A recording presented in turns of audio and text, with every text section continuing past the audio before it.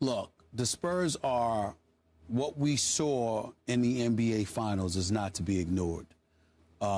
28 seconds away from a world championship, which is a skip, skip six to the stomach. But they were 28 seconds away from a world championship, and everything that could go wrong did go wrong. With Heat fans streaming into the night, remember? Leaving the arena. Leaving. Wow.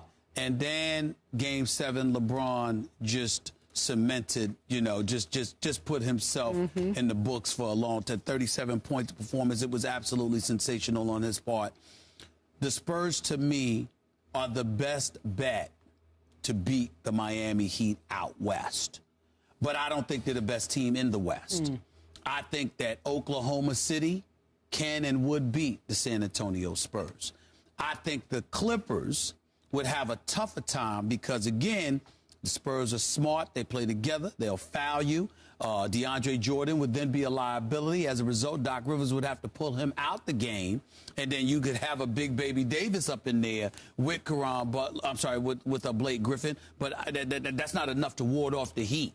I think the Clippers are formidable. Remember, at the preseason, I picked them to come out of the West. I'm still thinking that's a possibility. But at the same time, I would give Oklahoma City the nod over anybody right now. With the Clippers or the Spurs, you can pick your poison there. I just think that when you look at the rest of the West, however, it's incredibly intriguing because the interesting part is that even though the Spurs are the best opponent for the Miami Heat, there's a whole bunch of teams that could beat the Spurs.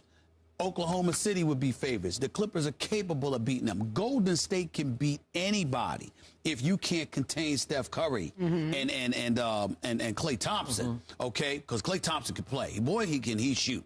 And with Iguodala, that's right. And with Iguodala and Andrew Bogut, if they play together and they're both healthy, I was looking at USA Today earlier today. I mean, their record is like 29-13 when both Bogut and Iguodala are healthy and in the lineup. So obviously it buffers them defensively, which gives more opportunities to Steph Curry and Klay Thompson to make some noise. I'm not ignoring Houston, but I just believe that Houston's a year away. I see them going home in the second round.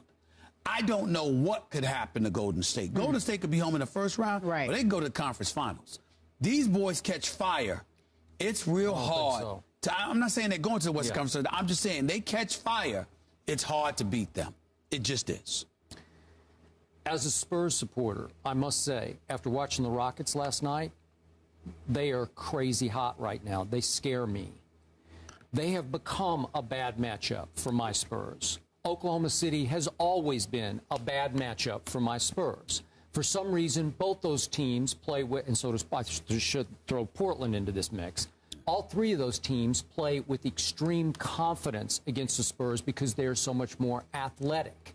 And if they get on rolls shooting the basketball, as we've seen Oklahoma City do against San Antonio, remember Ibaka made, 10 out of 10 that one game, going back a couple of years ago, the turnaround playoff game. Now with Westbrook back, Durant, Ibaka, Reggie Jackson, Jeremy Lamb, it's just so much firepower. The Spurs have a hard time with that.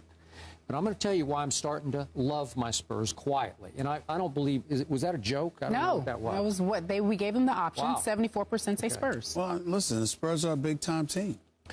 They are becoming a big-time team because they finally got whole. They have not been healthy since the first couple of weeks of the season. I watch them every night, although I had to turn them off in the first quarter last night, I admit it, because they fell behind 23-13 at the quarter last night in Cleveland, then managed to score 37 in the second quarter because their bench is incredibly explosive thanks to Patty Mills, Ginobili. Last night it wasn't Bellinelli, but usually Bellinelli. They have an extraordinary bench.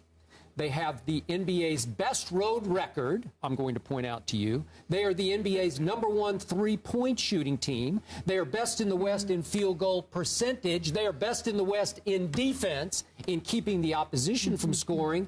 I love that mix. So I still think they can beat everybody but Oklahoma City. And the only way Oklahoma City will lose to the Spurs if the KD Westbrook dynamic somehow goes south. And it's always, to me, on hair trigger, and they're still having a little bit of adjustment period here.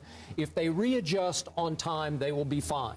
Westbrook is still an injury issue for them that he has not been in the past, but that still hangs fire. Skip Bayless. I don't know if you've paid attention or not, but the only person who complains about the Spurs is you. No one else does, Skip. Like, for example, they're down, hold on. They're down 23-13 in the first quarter. 13 points in the quarter? Are you kidding? That's 42 for the game. Turns it off. I'm like, I'm Skip turns it off. Yeah, Skip, I can't watch it. It's the first quarter. What do you mean? It's the first quarter. That's what Ernestine said. Who's worried about the Spurs in the first quarter? Only you.